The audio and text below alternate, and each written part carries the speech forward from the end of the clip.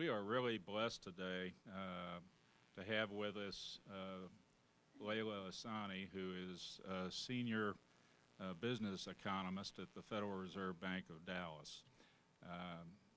She's been with the Federal Reserve Bank for about 15 years, and in her function is to conduct research both locally and regionally on major economic issues that face all of us.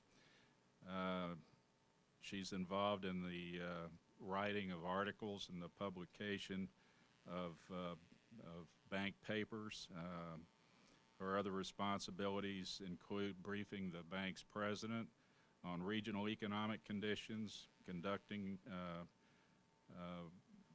the production of update documents, including something that probably most people are aware of, and that's the 11th District's Beige Book. She earned a bachelor's in economics from Northwestern University and a master's in economics and finance from the London School of Economics. So without further ado, so we can learn a lot today, let's give a warm welcome to Laila Assanie.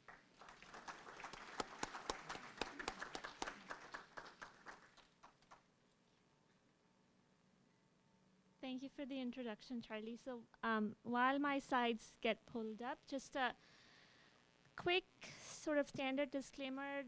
Whatever I say today, those are my own views, and they do not necessarily represent those of the Federal Reserve System or the Federal Reserve Bank of Dallas. So the Texas economy currently has a lot of underlying strength in it, and as the tagline of my presentation says, we are seeing broad-based, both strong and broad-based expansion across Texas, both geographically as well as in different sectors or industries. So now this is a little bit different from where we were about 2 years ago. 2 years ago, we saw energy prices collapse, and when energy prices collapsed, we did see an impact of that on the Texas economy. Although we are not tied to energy as much as we used to be back in the 80s, we still do have a significant dependence on it. We've seen a big boom in the Permian Basin, and so with that pullback, we saw some pullback in Texas back in 2015 and 2016. Our job growth was just over 1%, but it strengthened significantly in 2017, and we grew at 2.1%. Now, that is sort of in line with, on average, our long-run average pace of growth. So when we average the growth for Texas from 1990 to 2017, the average growth rate is 2%. So we were on the mark.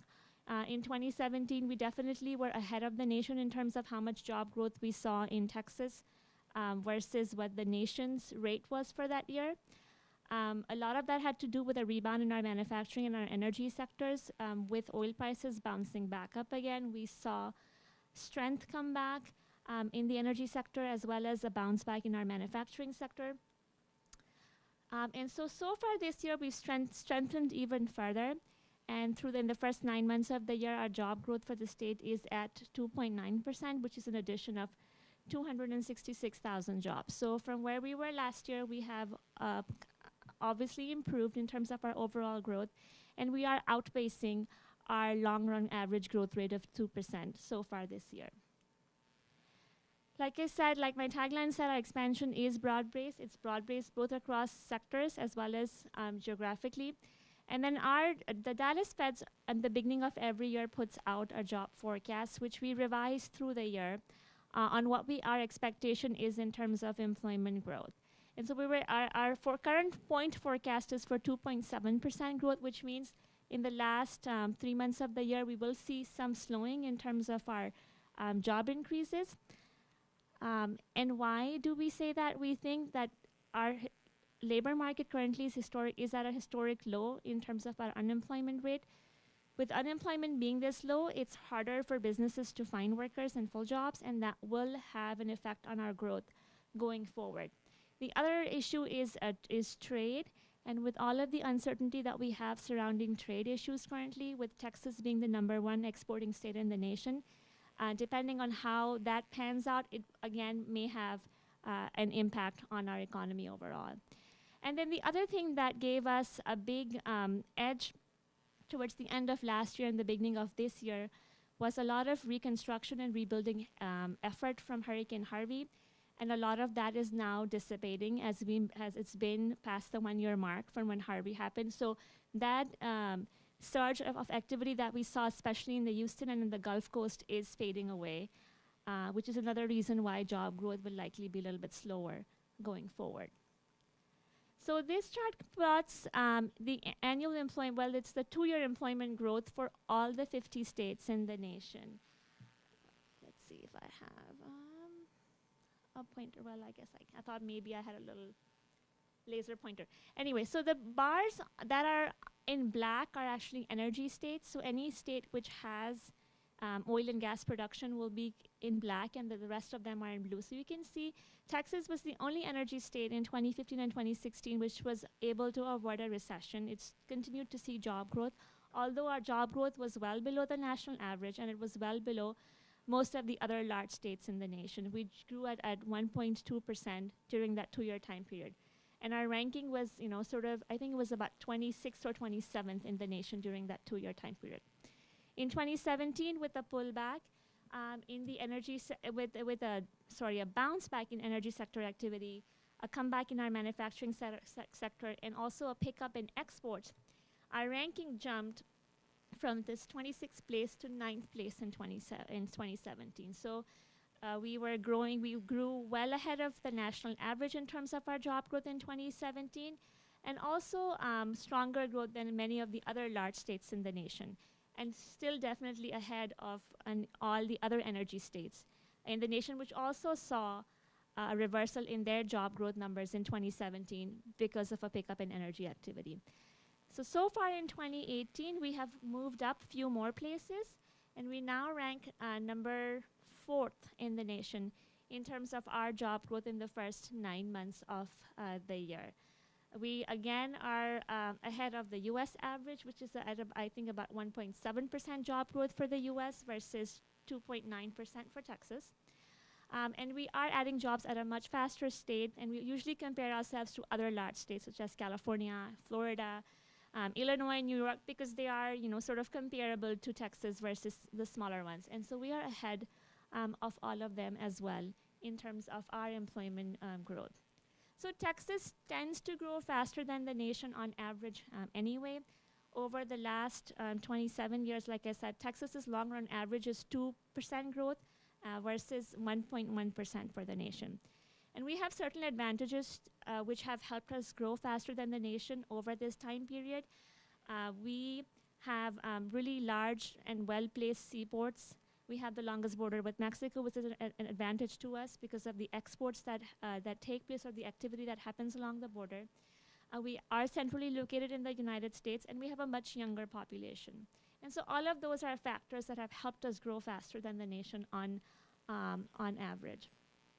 So not only is job growth exceeding the US overall, but it's exceeding the US in pretty much all sectors, with the exception of government, where we are not seeing, where we are slightly below par, and then slightly slower than the nation in terms of employment growth in the oil and gas extraction sector. Now, just keep in mind that the oil and gas sector is the fastest growing sector in the States, so it's leading job growth, but it's a tad bit slower than what we are seeing at the US level. All the other major sectors are growing at a faster pace compared to the national average so far this year. And then you can also see that the job growth is, in fact, broad-based across all major sectors. So we are not only adding jobs, but we're adding jobs across a wide variety of skill sets as well as industries. In terms of job gains across the major metro areas and the rest of Texas, again, we are seeing job growth regardless of what part or what metro of the state you are located in. The strongest growth has been in Houston. Some of that has to do with the activity or the restoration and the rebuilding efforts that took place after Hurricane Harvey. And a lot of that also has to do with the bounce back in the energy sector. So with oil being at, well over $70, we are seeing a lot of activity come back into Houston. We also are seeing pretty strong growth in Fort Worth and Austin, with over 3% job growth in both of those metros so far in 2018. Fort Worth has more of a dependence on the energy sector than Dallas does, and it's benefiting from that currently, with job growth in Fort Worth being ahead of what we're seeing on the Dallas side of the Metroplex. And then other parts of the state, which is everything else minus those 5 metros, are also seeing pretty strong growth, strong job growth so far. A lot of that also has to do with the activity that we're seeing, again, in West Texas, in the Permian Basin, where the job growth numbers are pretty strong. In terms of unemployment, our unemployment is at a historic low. It fell to 3.8% in September of this year, and that is a new record for the state. Our data goes back to 1975, so as far as the advent of modern record keeping is concerned, this is the lowest unemployment rate for the state. Now, the US also has a really low, a multi-decade low unemployment rate overall. So it's not just that the labor market is tight in the state of Texas, but it is tight overall in the US as well. In terms of our growth, I said we tend to grow faster than the nation. Our job growth is usually higher than what the nation is. A lot of that also has been supported by migration to the state, especially since 2006, when we saw a huge spike in the number of net domestic migrants that were moving from other parts of the country to the state of Texas. That number was really strong in 2006, and that was because a lot of people moved to Texas following Hurricane Katrina. So we saw a lot of evacuees move to from Louisiana to Texas, and then they made Texas their home, which is why that number is really large in 2006. But even since then, we continuously get about more than 100,000 net domestic migrants on a yearly basis in the state of Texas. And the gray parts of the bar are international migrants, and that number has actually either shrank or been pretty consistent over the last decade. Most of our variation in growth has come from domestic migration, net domestic migration. 2017 was an anomaly where our number of net domestic migrants actually fell below 100,000. And that's because with us experiencing an energy bust and growing slower than the nation overall, we didn't see as many people move to the state of Texas to make it their home. And most people here move looking for a job. So since our economic prosperity was not as strong compared to other parts of the nation, we didn't see as much net domestic migration. And like I said, net domestic migration just means people from other parts of the country moving to the state of Texas. So why do people migrate to Texas? Most of them migrate. As you can see, 50% of them migrate because they are they're relocating for economic reasons. It's jobs that is attracting people to the state. Most of the other reasons, such as family or amenities, about 20% people say they move here for those reasons. If we compare Texas to the rest of the nation, we find that our incidence of people moving to the state here looking for a job is much higher compared to how people respond on those surveys when they talk about moving to other states in the nation. So as we can see, it's 43% for non-Texas and 53% for Texas. So we clearly, jobs are our draw for the state. So the energy sector, I'm going to go through a few different sectors in the economy which are important for the state of Texas. And this chart plots oil prices and the rig count, which is our measure of how much drilling activity, of how much energy activity are we seeing in the energy sector. And the rig count, with oil prices collapsed back in 2015 and 2016, it stabilized in mid-2016 and has been climbing up since with a climb in oil prices. Now, oil prices are well above $70, but we aren't seeing drilling activity increase. And that has to do with a very tight labor market in the state, and especially in West Texas, and also pipeline capacity constraints. So with producers drilling a lot of oil, our oil production numbers are pretty much off the charts for Texas. However, we do not have capacity, both pipeline as well as workers, to to have any growth rate in those numbers. Where is most of our drilling happening? Most of it is happening in West Texas, in the Permian Basin. In terms of for the numbers for Eagle Ford, the drilling count has been pretty flat over the last year and a half. Most of the increase that we have seen has come from West Texas. In fact, West Texas or the Permian Basin accounts for 30% of the oil currently produced in the U.S., and Texas's share is 40% of the U.S. And Texas is today still the #1 oil and gas producing state in the nation. So at the Dallas Fed, we do a quarterly survey. We survey energy firms that are located in the state of in the 11th district, which is the 11th Federal Reserve District, which makes up the state of Texas, and we have portions of southern New Mexico and northern Louisiana. And so we survey energy firms which are headquartered or have a presence in geographically in this area. We survey them quarterly, and when we asked those operators who were in the Permian Basin what were their biggest constraints to growth in the future, this was back in June when we had surveyed them. More than 50% of them said it was lack of crude oil pipeline capacity, or it was problems finding workers. So the reason we've seen the rig count sort of stall in the 530 to 540 range is because either firms cannot find the workers they need to increase drilling activity, or they just simply do not have the pipeline capacity open to move that oil out from the Permian to the other parts of the U.S. Currently, about a month ago, there was a big discount. If you were a producer in West Texas, there was about a $17 discount. So if you were, the WTI Cushing price was at $70, but producers in the Permian were only getting $53 per barrel because they simply could not move that oil out of the Permian. Some of them are using trucks or the rail capacity to do so, but it's not very efficient to move it that way, both price-wise and also just logistically. Which is why there was this big premium. However, we've recently, it seems like one additional pipeline might be operational sooner than expected, and that has reduced that premium to go from about $17 a barrel to about $3 to $5. So that is helping the producers in West Texas get a little bit more money for the oil that they're drilling. In terms of exports are also important for the state. We have large seaports along the Gulf Coast, and then we have the longest border with Mexico. So a lot of trade happens in Texas. We are the #1 exporting state in the nation.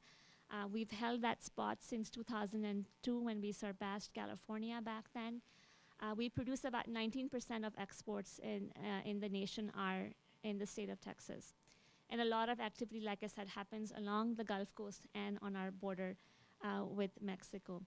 Exports are pretty much close to a record high for the state currently.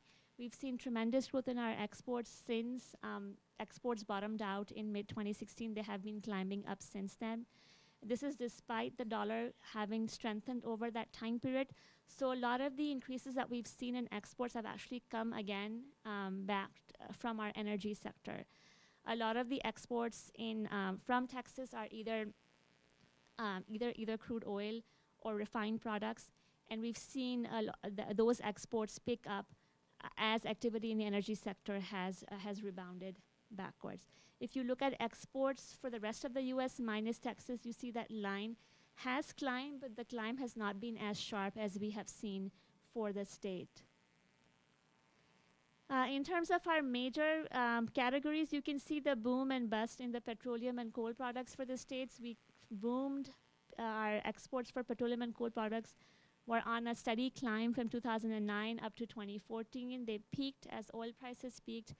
They pulled back with oil prices, and as oil prices have rebounded again and have strengthened, we've seen petroleum and coal product exports in the state come back. Also, with the lifting of the crude ban oil, we all have seen our oil and gas exports also grow exponentially in the state over the last 2 or 3 years. 2 years. In terms of our jobs tied to the export sector, Texas ranks number 4th in the nation in terms of its share of jobs that are tied back to exports. It's about 7.3% of the jobs in the state of Texas are somehow tied back to the export sector. So it is an important sector for us. And 36% of our exports over the last year were to Mexico. On average, the share to Mexico is about, it fluctuates between 30 and 35, 36%. So a third of our exports are to Mexico. Our other big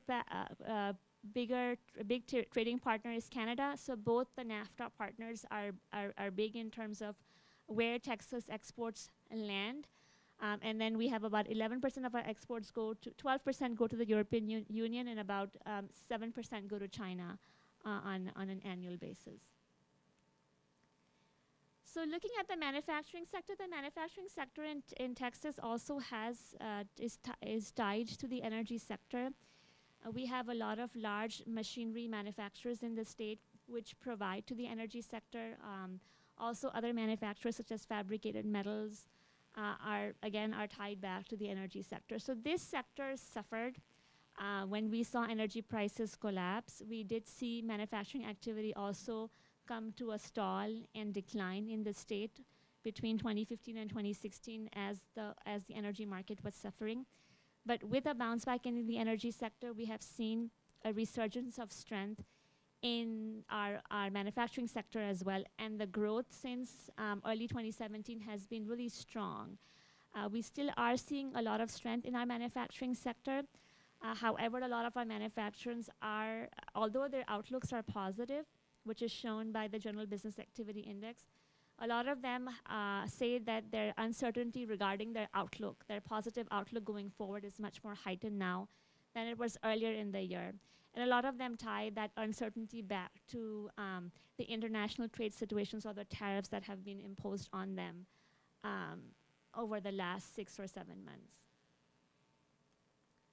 In terms of construction activity, Texas usually we say the state bird in Texas is probably a crane, because we can build as much as we can. We have a lot of flat land in the state of Texas. We have less building regulations compared to some other large states. So we usually see construction respond pretty quickly to a change in demand in the state. So once the great financial crisis ended and we saw a recovery in the market, the construction sector came back pretty strongly in the state of Texas. We saw construction boom, peak in mid-2015. We've seen some pullback in our overall construction starts since then. But recently, we have seen a slight pick back up again. Now, a lot of the change that we are seeing in those construction contract values actually comes from either commercial construction or planned construction, not so much residential. So the mover this time around in the construction market has been on the commercial side. Also, we've seen a lot of petrochemical plants or refineries either expand their operations or add new capacity or build new plants, which is why our construction numbers have been extremely strong. A lot of those producers, when oil prices fell, were not sure if they wanted to move forward with some of those expansion plans, but with oil prices having come back, we've seen some of those plans being renewed again, and we've seen construction start back up on those proposed expansions. And that's mostly along the Gulf Coast. In terms of the office market, and I'm here only going to talk about DFW and Houston because those are the two big office markets for the state. We saw a lot of strength in our office market, especially in DFW, since 2011. 2015 and 2016 were exceptionally strong years for us because we had a lot of corporate firms either expand their operations in DFW or relocate to the state, and so we had a lot of strength and really high absorption numbers, higher than what we see on average for Dallas in 2015 and 2016, and we saw the vacancy rate come down with that. This year seems like so far our Our absorption is well below the average we've seen over the past 5 years, as you can see in the chart. And we are seeing vacancy starting to creep back up again. So we are seeing sort of some cooling off in the DFW office market after having a really strong run over the last 5 years. If I add Houston to the chart, Houston saw a lot of strength like DFW. You know, when the recovery began, they had really strong years from 2011 through about 2015. But with the energy bust, we have seen a lot of weakness emerge in Houston's office market. They have there's sublease space. A lot of office space has been put back on the market as sublease space. I don't have the exact number on the top of my head, but it's really large. It's about 9 or 10 million square feet. And since 2016, we've seen vacancy rise pretty much every quarter in Houston, and we've seen their net absorption on average be negative. So they are actually, there's more space that's being brought to the market than is being absorbed every year. And the expectation is that that market will still needs more time to recover from its woes from the energy bust. So the expectation is that those absorption numbers and vacancy numbers will probably not turn the corner in the near term. In terms of rents kind of go hand in hand with what absorption numbers and your vacancy numbers look like. So we've seen rent growth peak back in 2016 for DFW and about end of 2015 for Houston. For Houston, since the energy bust happened, and they have a lot of vacant space sitting in their office market, and the market overall is really weak. We are seeing rents either be flat or have been declining since 2016. As for DFW, we still are seeing positive rent growth, but the pace of rent growth has slowed from where it was back about 2 years ago. In terms of construction, I talked about that, in most of our increases in construction have come from the commercial side. So we haven't seen as much of an increase on the residential side. Most of the drivers for overall construction numbers for the state came from the commercial side. We have seen a lot of growth on the multifamily side of construction and not so much on the single family home construction side. So as you can see, the rise in single family permits has been steady and slow over this expansion cycle, versus we've seen a huge boom in multifamily construction, and we saw some pullback in 2015 and 2016, but it seems like we again saw a bounce back in the beginning of this year for multifamily construction. Now, multifamily construction in Texas has far surpassed the peak that it saw during the housing boom years. As for single family, our permitting level is still well below where it was back during the US housing boom. And this trend is just not specific to Texas, it's also a US trend. Nationally also, we've seen a lot more building activity on the apartment side versus growth on the single family side. Why has this been the case? That's because part of the reason is after the bust happened, banks were, rightfully so, were really reluctant to lend to home builders. So they were really careful about giving out construction and land development loans. And as they pulled back on the financing, we saw the supply of vacant developed lots contract pretty sharply. So we had about 40 months of supply for Fort Worth and Dallas back in 2013. And that supply dwindled really quickly because it was harder and harder for builders and developers to bring new lots to the market because they couldn't get the financing for it. Also, once the financing issue got resolved, labor got really expensive, land got really expensive, materials got really expensive, and that made it more difficult for builders to keep up with demand for homes. And so we've seen the lot supply for single-family homes be tight for at least for the last 3 or 4 years. We've seen a lot of tightness. The gray bar represents what the equilibrium level is. So when the lines are below the gray bar, it means that supply for lots is tight. And we still are seeing a pretty tight market across the board for all of our major metros in the state.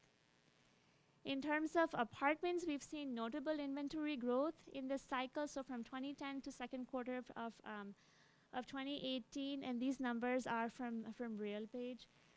We've added over 100,000 apartments, both in Dallas and in Houston, just in this expansion cycle.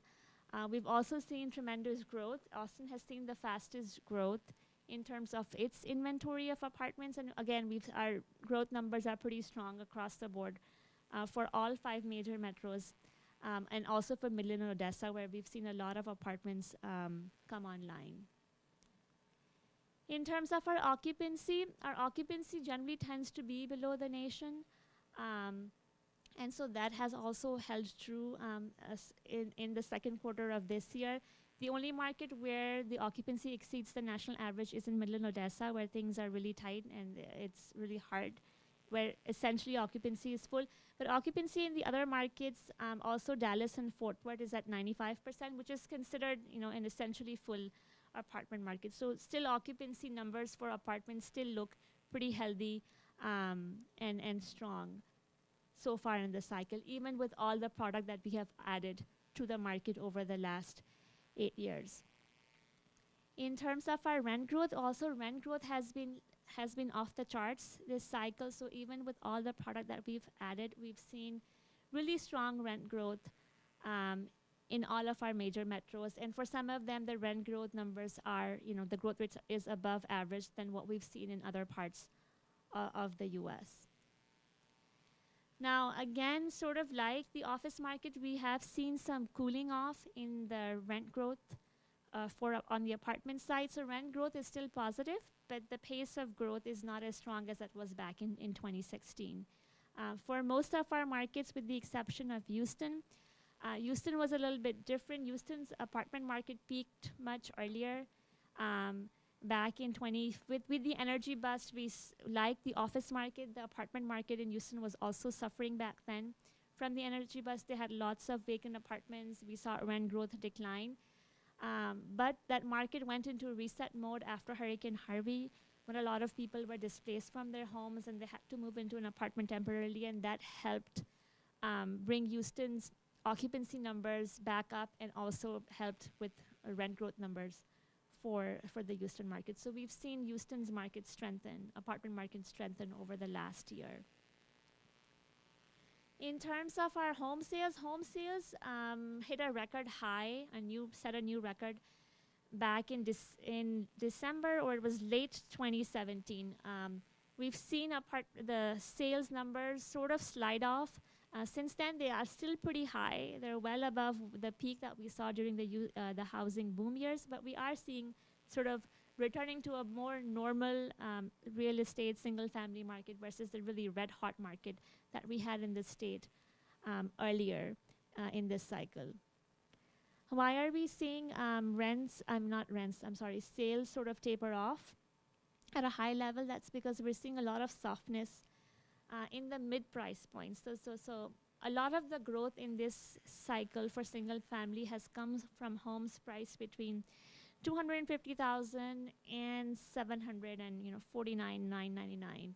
That's where a lot of the growth has come. So we are seeing sales in those price points soften, and with that, we're seeing overall sales also soften for the state. Now, the bulk of the sales that occur in Texas occur below the $250,000 mark, because our median price is at about $233,000.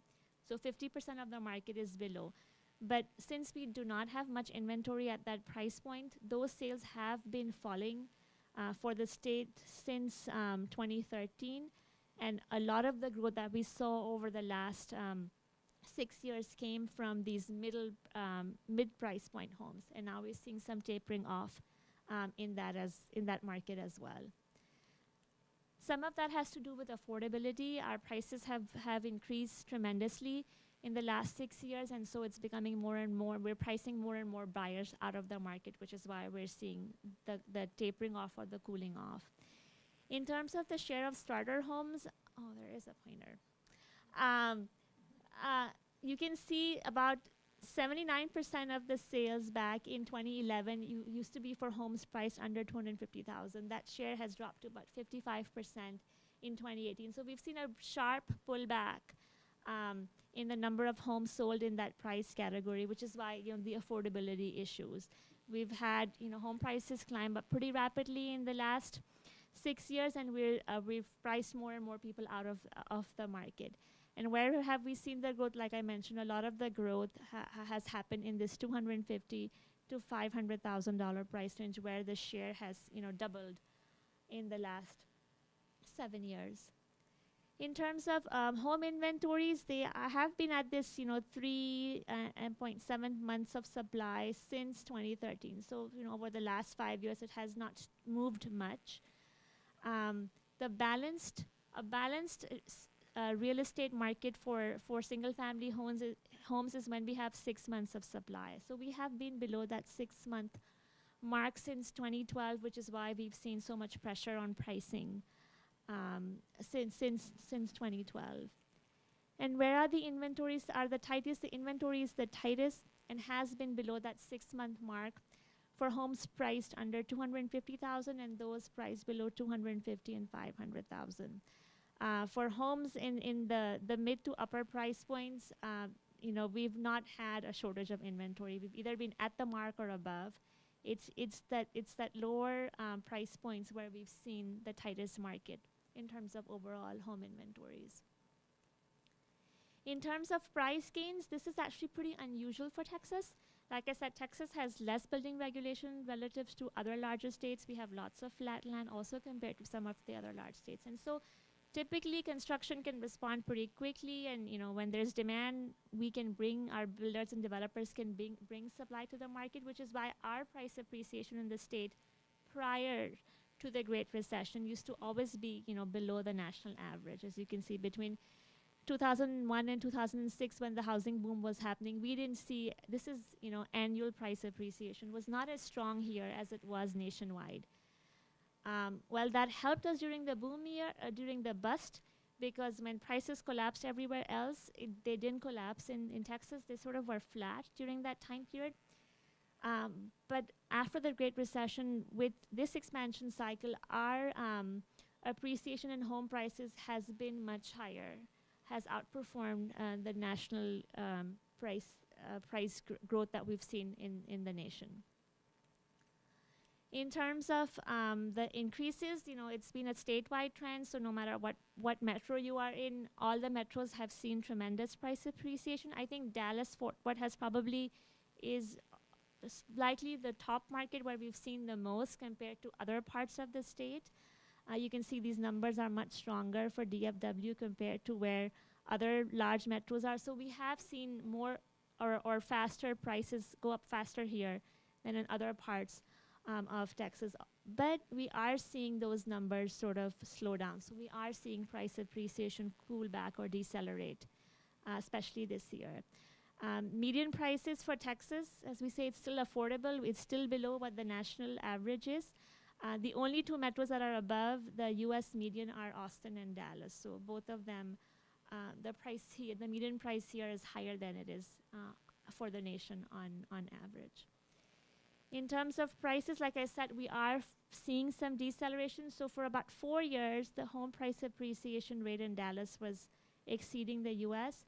We did slip below the nation back in early 2018, and it seems like now here prices are finally growing at a slower rate than they are for the nation overall. They're still rising, but just a tad slower than they are for the nation on average. And this chart plots like the median home price appreciation for all the big markets, and you can see this is sort of a statewide trend. It seems like appreciation was the strongest in early 2017, and prices are not declining, but they have slowed substantially from where they were earlier in the cycle in terms of growth. In terms of affordability, all of our markets across the state with prices going up and incomes not keeping pace with prices, we have seen affordability decline in pretty much all Texas metros, as we have seen that has been the case for the U.S. as well. But the market where we've seen the biggest decline has been in Dallas. So our affordability currently for Dallas is the lowest compared to all other Texas metros. And we're there's this big gap that has come between how affordability looks like for Dallas versus for the other metro areas in the state. And Austin has the highest median price, but still Dallas has the lowest affordability in terms of how affordability is measured, which is basically the price of the home versus what the incomes in that area can support. So it's a ratio. At the Dallas Fed, we produce a leading index for Texas, and this is one component that helps us forecast employment growth for the state. So the forecast growth number that I presented in the beginning of my presentation is derived using, the Texas leading index and then looking at the employment growth rate for the state. And so currently the leading index, the 3-month change is positive, which means we expect, that shows us that going forward, there is momentum in the state's economy, and we expect it to keep on growing. And a lot of that strength is coming from the U.S. economy being strong. Now this might turn when we put in October numbers for the stock market. But, oil prices being higher, and then, help wanted index means how many employers are looking are looking to hire. So all of that, our job growth, the U.S. economy growing, oil prices being higher, all of those are contributing positively to the leading index, and sort of are helping the Texas economy grow as well.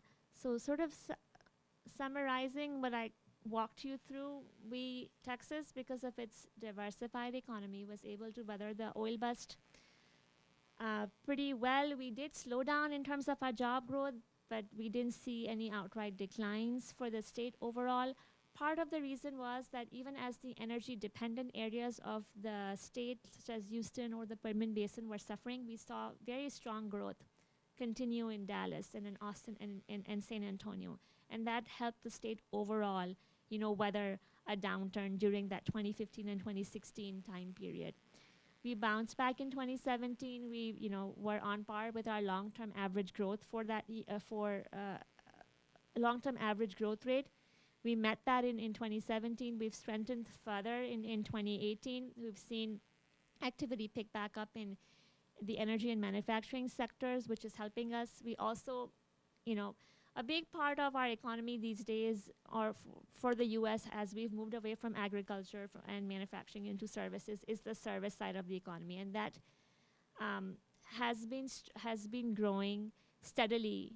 Even when the energy bust happened, we were still seeing good growth in our service sector, and that also helped us keep us afloat during that time period. So far this year, like I mentioned, our job growth is at 2.9% stronger than where we were in 2017. So we've seen, yet more of a pickup this year overall. And then, like I said, our Dallas Fed forecast is for 2.7% growth, with the band being, job growth by the end of the year can end up once the revisions. So job growth gets revised.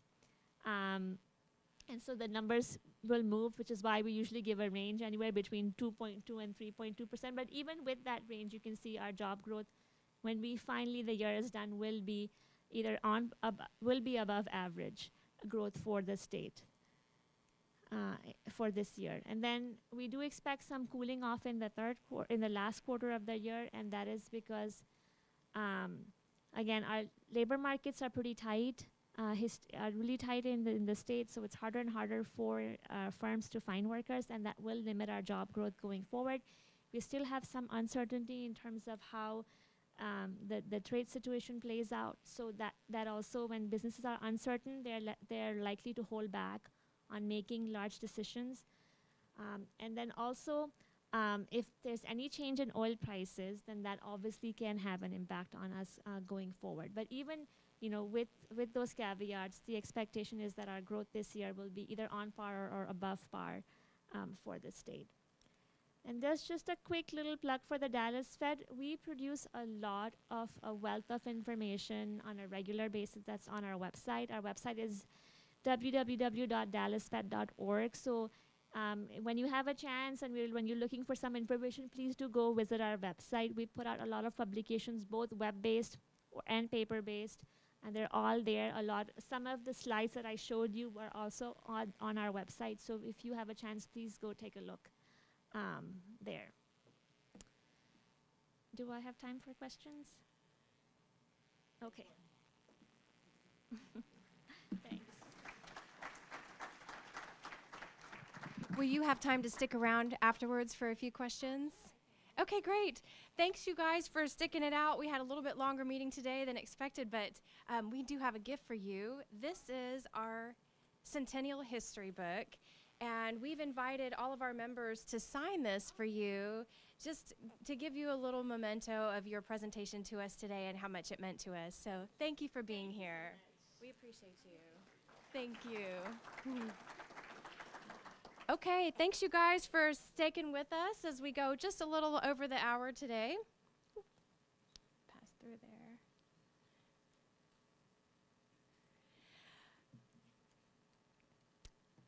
This is just a reminder that next week we will actually be having our Halloween party. So we will not be here for lunch next week. So mark your calendars, no Rotary at noon. We're doing Rotary at 5:30 p.m. next week at Aboca's off 75 and Beltline.